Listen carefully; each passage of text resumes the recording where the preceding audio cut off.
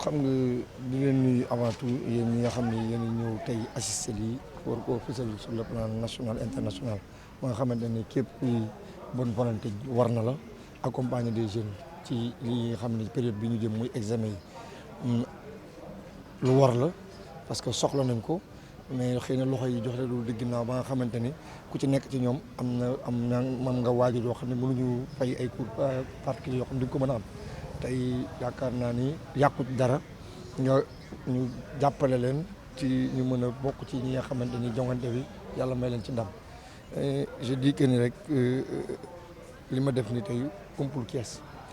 ñu dëkk Thiès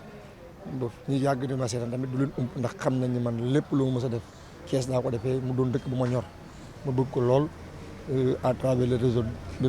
réseau d'appui bi ma njëkk a am muy réseau d'appui pour le développement de la région de Thiès mi nga xam ne ñoom tey seen waajur yi laa doon jëflanteel di seq ak ñoom teranga ci lu ne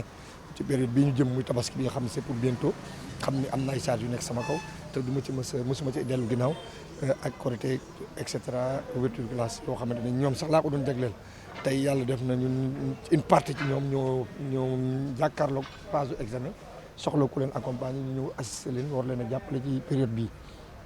suñu tabaski bi ñu jëm neex na trop aada la Sénégal ñu bëgg ko waaye tey xale yi lii ñuy def tamit aada la ci ñun ñu bëgg ñoom ñëpp am ndam lool kon tey yaakaar naa ne suñu tabaski bu neexee xale yi am bac day gën a neex moo tax tey ñu dajaloo def ci li ñu mën à travers le réseau bi Edouard wax léegi réseau d'appui Thiès Idy parce que réseau d'appui Thiès Idy yaakaar naa ni biñ koy créé yéen ñii yéen a ko fekke woon yéen a ko jëloon image boobu nit nag boo créé dara mun na ñu ciy dégg appui dafa war a accompagner quand on parle d'appui on parle d'accompagnement et je pense que ni appui boobu la ñu wax ak le président Idrissa Seck créé ko muy le réseau d'appui pour Thiès Idy moo ñu permettre aujourd'hui ñu créer cette cérémonie là parce que cérémonie yaa ngi suñu kanam cérémonie tabaski yaa ngi suñu kanam réseau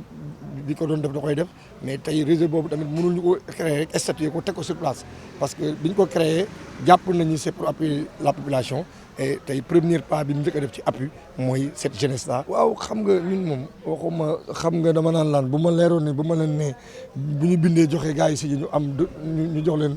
seen i diplôme je le ferai moi-même si j'avais les possibilités d'être là-bas bu ñuy fi ñuy corriger je ferai de telle sorte que ñi koy corriger seront aveugles ba ñoom ñëpp ñu admis kon yaakaar naa ni waxuma fañ tey wala suba wala ginnaaw suba mais li nga wax noonu lu am solo la parce que jour bi tamit dañ koy soxla parce que jour bi stress day bëri xam nga dañuy bëgg ku leen soulager dañu bëgg ku leen accompagner nga gis koo xam ne dañu bëgg a lekk sax du am lu mu lekk souvent day metti mais tamit on fera de notre mieux bu fekk leen fi nga xam ne la ñu defee sa examen yi ñu jéem leen accompagner mettre leen à l'aise ba nga xamante ne ils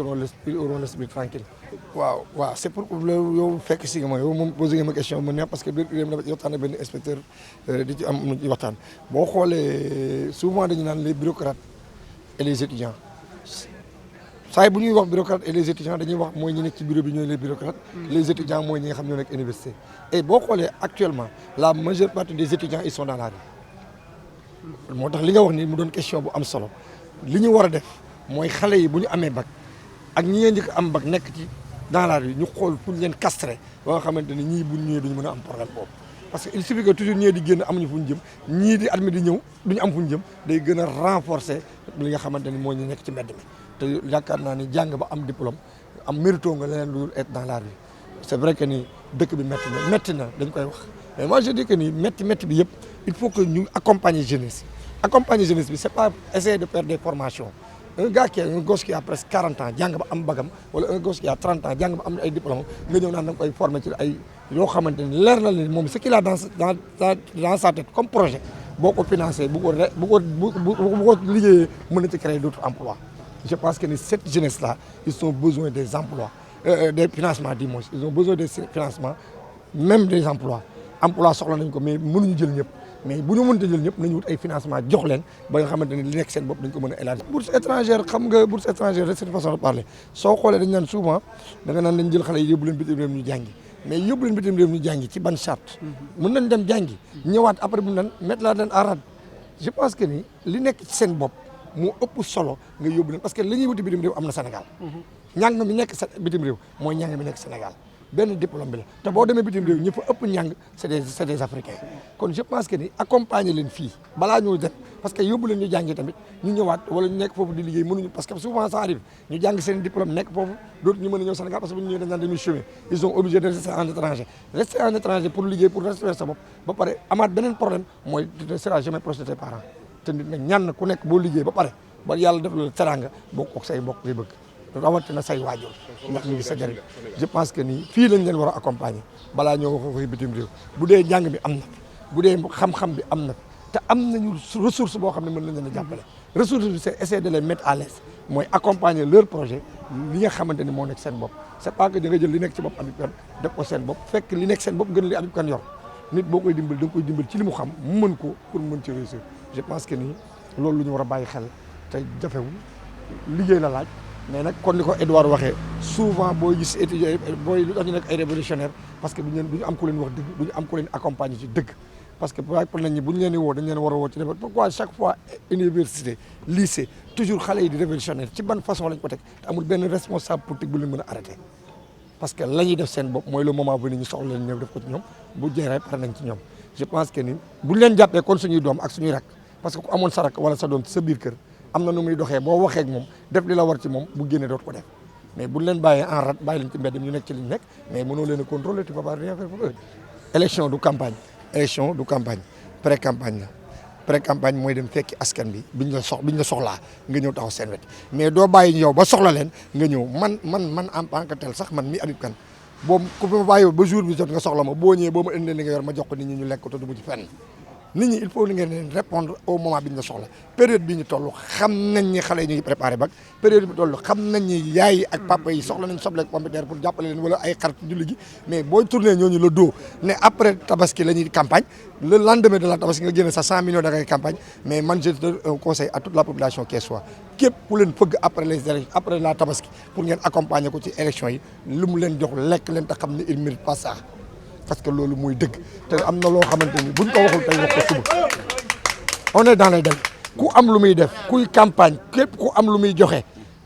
il est dans les délais aujourd'hui c'est mercredi il a le jeudi vendredi le samedi pour accompagner cette population au lieu d'attendre le lundi ou bien le mardi pour dire que ni on est là pour Macky Sall ou bien Idrissa Seck ça c'est ay naxe la man gëwuma loolu li ma gëm mooy accompagner askan bi au moment mënuñu nekk fépp bu ku nekk yemee ci ñun ñuy def lu baax ku nekk bu yemee ci gox ba nga nekk dimbali ña fa ne kenn du dem fenn. waaw ñoo ngi nii di jublu ci bac bi ñoo ngi ñaan yàlla tamit mu jox ñu ndam ñu am ko premier tour ñun ñëpp incha allah ba pare aussi nañ joxewu à fond parce que après tout àdduna liggéey kese mooy joxe résultat. am na njëriñ bu baax kay parce que moo ñuy jàppale ñoo ngi jublu ci lu metti jarta xeeb parce que metti na trop bac moom du affaire xale léegi révision yi daf ñuy jàppale ba suñu eggee dinañu mën a def lu ñu war. jóge fa la tête haute xam ni def nañ li ñu mën daal. Oui, vous avez constaté que un mois jour pour jour on était ici pour un autre événement. Le premier acte que le réseau Thiès Idy derrière le président Habib Kane a eu à poser était de créer les conditions à ce que les jeunes puissent en tout cas participer dans le débat citoyen, qu'ils puissent en tout cas s'informer, qu'ils puissent être au diapason des nouvelles technologies de l'information et de la communication. C'est ce qui a justifié ce jour-là la distribution de beaucoup de modems de connexion. Aujourd'hui, nous sommes dans un autre contexte. Et il a eu à le signaler tout à l'heure. C'est vrai que nous sommes dans un contexte politique électoral, mais sa démarche n'a rien de politique, rien d'électoral. On n'était pas venu ici pour collecter des suffrages. Il était venu ici parce que pour qui connaît Habib Kane, Thiès reste et demeure au cœur de ses préoccupations. Il était aussi venu ici parce que le cadre d'appui d'appui Thiès Idy travaille au repositionnement politique de Thiès dans les instances de décision au niveau central. Je m'explique. Le président Habib Kane est sorti victorieux des élections locales au niveau du centre Malickera. Il a permis en tout cas à la coalition à laquelle il a obtenu d'engranger suffisamment de voix. Après cette échéance-là, le président Idrissa Seck lui avait l'avait félicité dans un premier temps, lui avait tendu la main et l'avait invité en tout cas à aller ensemble dans le processus de développement de la ville de Thiès. Parce que ce dont il est question aujourd'hui, précisément, pour les législatives à venir, c'est de faire en sorte que Thiès soit dans la même situation que 2004. Parce que c'est à partir de 2000 et de 2004 que le président Idriss Seck a nommé beaucoup de Thiessois à des postes de responsabilité. C'est à partir de cette époque-là qu'il a permis à Thiès, qu'il a travaillé à transformer le visage de Thiès et à faire bénéficier de Thiès de beaucoup d'ouvrages, plus de 84 ouvrages. Donc c'est toujours dans cette dynamique-là que le président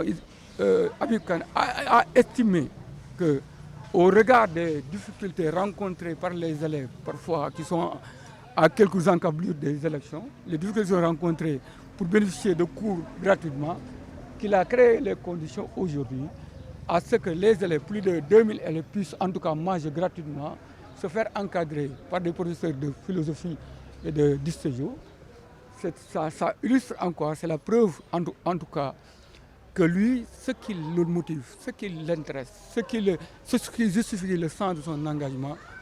c'est de travailler en tout cas à créer les conditions. D'abord, pour ces élections-là, de pacifier l'espace de compétition électorale et de faire en sorte que Thiès soit abonné au chiffre 1, tant dans le domaine de l'éducation, parce qu'il a eu à faire ces actions-là, que les élèves, ces élèves-là qui sont absents durant de longues périodes, en tout cas au concours général, que demain qu'on puisse en tout cas citer encore, comme ça que ce fut dans le passé avec les Serigne Diop et Moussa Souran, que Thiès en tout cas soit abonné au chiffre 1 aux examens à venir. Non, vous avez vu, ce qui m'a le plus impressionné, il a gagné aujourd'hui ce qu'aucun acteur politique n'a gagné en applaudimètre. Vous savez que parfois le milieu scolaire estudiantin est par définition un réfractaire, hostile. Mais lorsque nous sommes entrés dans la salle, vous avez vu vous-même la réaction des élèves et des étudiants qui étaient présents, leur réaction par rapport à l'acte qu'il vient de poser. Cela illustre à suffisance que son message a été très bien perçu par ces élèves et ces étudiants-là. C'est la relève. C'est-à-dire que ces étudiants-là, le président Habib Kane ne doit jamais leur dire « Allez, sortez dans les rues, brûlez les pneus, mettez ce pays sans dessous, pas en dessous. » Ce qu'il leur a dit, c'est que pensez à votre futur. Le président Mamoud Diop disait que méfiez-vous des hommes politiques qui ne pensent qu'au présent et qui laissent aux forces montantes le chaos de l'irresponsabilité. L'acte qu'il vient de poser aujourd'hui pense que ce n'est pas un homme politique qui pense à la prochaine élection, même si nous allons vers une élection et nous pensons la remporter, mais c'est quelqu'un qui pense à la prochaine génération. Toutes les actions qu'il a eu à poser durant les fêtes religieuses, qu'il a eu à poser à l'ouverture des classes, qu'il a posé en tout cas à tous les événements religieux, et même au niveau durant la période de Mouvement Navétane, illustre à suffisance, c'est quelqu'un qui porte Thiès dans son cœur, au cœur de ses préoccupations, et qui répond favorablement à la volonté d'Idriss Seck de l'accompagner, en tout cas à faire en sorte que les lignes puissent bouger, qu'il y ait un changement de paradigme, que ce qui s'est passé aux dernières législatives, aux dernières locales ne puisse plus se répéter. Non, il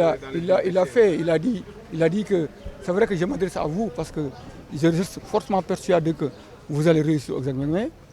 mais je m'adresse aussi à ceux qui vont venir après vous. Il est vrai qu'il entend, parce que les problèmes, beaucoup de problèmes, c'est-à-dire que beaucoup, après le bac, quittent l'enseignement, parce qu'ils sont confrontés à des difficultés, surtout à Dakar, par rapport à l'hébergement, par rapport à l'achat de tickets de restaurant. Nous avons tous vécu cette situation-là. Donc lui, il entend continuer ce cheminement-là, parce que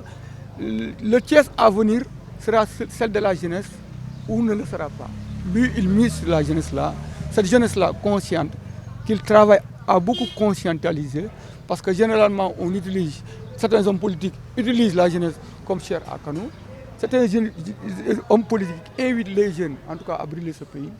Lui, il rame à contre-courant de ces positions-là. Il travaille à ce que ces élèves-là puissent, en tout cas, être de futurs présidents, de futurs ministres, de futurs ambassadeurs. Merci. ñu waajal seen ndongo yi naam at bi yëpp yéenay nekk ensemble mais gis nañu baccalauréat bi ci des matul fukki fan ban solo ngeen jox jotaay bi. waaw monsieur Ndao xanaa gannaaw ba ñu leen nuyoo di leen sant bu baax ci seen taxawaay bu rafet bii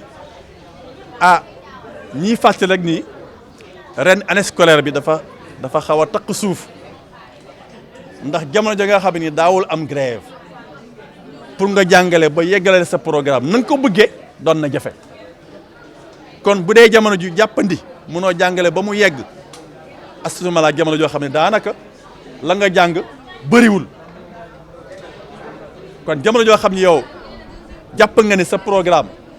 parewuloo ko wala na nga ko yéene woon a parewuloo ko noonu kon da ngay jàpp ne élèves yi parewuñu te élèves bu ñu parewul foog nga def ay pexe kon manifestation yi ñuy def mooy ay conférence ay cours yi ñeene woo à gauche à droite du dara lu dul rek mottali suñu yéene si ñoom ensuite am une conscience tranquille parce que doomu jàmbur lu ñu jox bu ñu sañoon la ñuy defal suñuy doom ñu defal ko doomu jàmbur la ñuy bañ jàmbur def ko suñuy doom ñun fas ñu ko yéene def doomu jàmbur moo tax muy guddi muy bëccëg mu sedd mu tàng ñu xiif ñu mar heure bu ñu woowee daañu woo élèves yi jàppale leen bu ñu élèves woo sa ñun dinañ leen woo jàppale leen jox leen micro bi lu leen jaaxal ñu laaj ñu ko bu ñu laaju sax ñun ñu laaj leen ba xam ndax li ñu leen jàng dugg na wala duggul loolu laa mooy sooy daje yi mel nii tey. xam nga aussi élève bi moom danaan man de foo ma am bac ndax sama yaay ki naan man de sama papa ma jaaxal ki naan non damaa nekk ci ay kër jàmbur dañu maa dénkaane te su ma sañoon wax dëgg yàlla génn fi ak ndam loolu nag borom jom a koy am ku bëgg lu baax kon loolu koo xam ni da nga koy yenu ba pare yenn waale aussi loolu ñuy wax la dut xel mu dalul dem ci baccalauréat daal du yomb kon ñun en tant que professeur en tant que waajur foofu ñu leen di dalal seen ab xel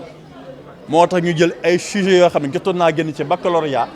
ñu wale ni kat sujet bii nii lañ ko waroon a waxee nii lañ ko waroon a tëggee nii lañ ko waroon a déggee ñoom ci seen bopp dañ naan bu dee ko nii la waroon demee ñu kat ndek mënoon nañ ko ñu ne comme noonu la doon demee te mënoon ngeen ko ren noonu lay demee wala ngeen koo mën a mën loolu daal mooy suñu taxawaay élèves yi dalal seen xel te xam ni aussi duñ leen jàngal jox chinois duñ leen jox créole duñ leen jàngal kese lañ leen di jox te lañ leen di jox lañ leen di laaj moom la ñuy laaj en classe ku réussir composition réussir devoir soo tee le jour J à la kuli xaal da mooy li ma doon wax léegi rek dëkk ci ab dëkk moom am na fa solo wante amal waa dëkk ba njëriñ moo jërë ñaan am na ñoo xam ne daanaka dëkkuñu Thiès mais ñi ngi defal doomi Thiès loo xam ni doomi Thiès xalaat ju ko defal seen i doom kon bu ñu amee ku mel ni Habib Kane am ñu ñeneen ñu mel ni ñoom mun naa sax tudd kenn koo xam ni nekku fi tey muy ku ñuy wax Seydou Sall c'est le frère de Thierno Alassane Sall saa si ne Tembe soo demee salle Auchan da nga yëg ci kaw salle de conférence da nga ko fa fekk tous les jours depuis des années il fait des cours en ligne il fait des cours en présentiel il fait venir des professeurs de partout soo waxee mu ne doomu aadama kat balaa nga koo dimbali day fekk nga mën ko comme man am na lu ma yàlla dénk dinaa dimbale ci ba ma koy mën monsieur Habib Kane aussi il a fait la même chose wax dëgg yàlla mosuma koo gis xàmmeewu ma ko téléphone rek boobu ba tey mi ngi may woo di soññee jël alalam louer salle louer ay chaise louer sonorisation lu mat 500 et quelques repas nga fas ko yéenee fay nar a jëlaat ab enveloppe kuy ñibbi nga jox ko paas fukki junni baa lu ëpp loolu ku ko defal sa ab réew waa réew mi amal nañ la wax dëgg yàlla di la ñaanal kon moom ñi ngi koy ñaanal di ñaan mu bañ a yem fii bu ëllëgee mu gën koo yaatal d'ailleurs il m'a même fait savoir yéeneem ci lycée Malick Sy projet yoo xam ni bu ko waa lycée Malick Sy adopté weer bu dee war na leen mën a andi lu mu gàtt 1 million de francs 1 million de francs boo xam ne soo ko jëlee da nga ci mën a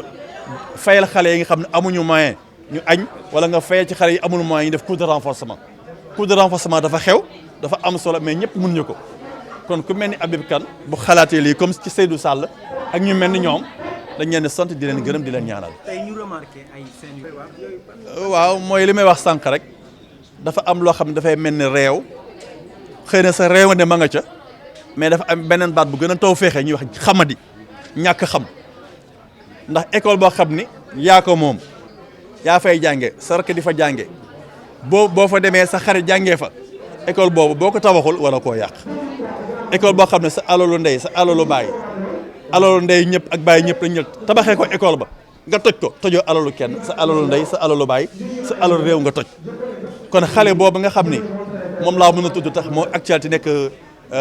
à l'école de Yoff kooku dafa xëy na jar naa liggéenti tuuti mais la mu soxla moom ak i moromam moo ñu yee leen xamal leen lan mooy bien public tax na ba man ma xalaat ni loolu ñu leen def ci jamono ju njëkk ja ay éducation morale éducation sanitaire éducation civique da ciy daal di amal solo professeur bi aussi bu mu yem rek di jàngale ay Chine ay URSS jaru ko bu jàngalee Chine URSS ba yàgg na toog ak élèves yi mu xamal lan mooy adduna lan mooy yar mooy teggin maa ngi fàttali benn bayit bu Sëñ Tuubaa bindoon naan yéen xale yi su ngeen bëggee am ndam na ngeen ormal wekk topp ci mag ñi wajji al saxirina yu axirul kabir loolu daal moom fas naa ko ci yéen a tàbbal moom. Merci beaucoup. jërëjëf monsieur Diène. Merci beaucoup.